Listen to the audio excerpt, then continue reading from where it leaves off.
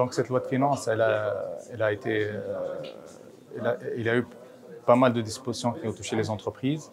On a eu la principale disposition qui est l'amnistie, qui touche vraiment les entreprises d'une manière directe, qui permettant de régulariser leur situation en bénéficiant d'abandon, soit de pénalités de retard, soit du principal.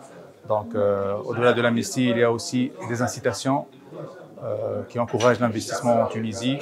La principale disposition elle concerne l'exonération de 4 ans pour les sociétés nouvellement créées. Bien sûr, il y a certaines conditions à respecter, mais ça reste un avantage conséquent.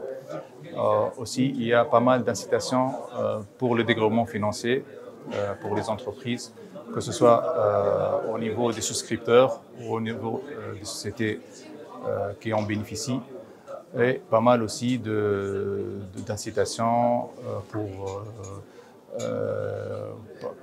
par exemple, je cite l'amortissement supplémentaire de 30% qui encourage les sociétés à acquérir des équipements d'énergie renouvelable.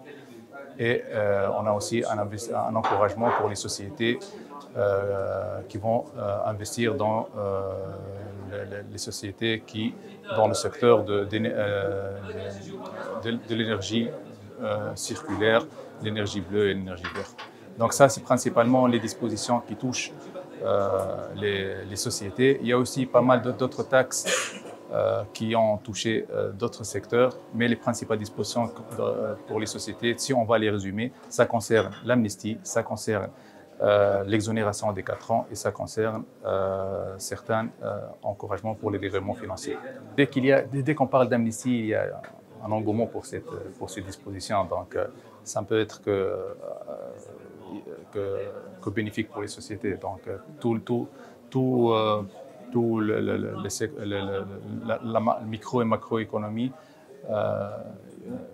ils auront dans leur plan de bénéficier de cette amnistie. Pour les autres investissements, bien sûr, dans l'absolu, ce sont des encouragements, mais il y a toujours des conditions qui sont un peu restrictives pour l'application de ces dispositions. Quand on prend les dispositions relatives à la création des sociétés, donc cet avantage n'est pas généralisé à toutes les sociétés.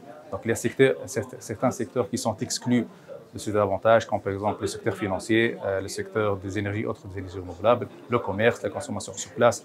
Donc dans l'absolu, c'est un avantage, mais il y a certaines conditions pour lesquelles il faut faire attention pour ne pas tomber dans le cas de déchéance et après se retrouver dans le cas de payer des impôts avec des pénalités de retard.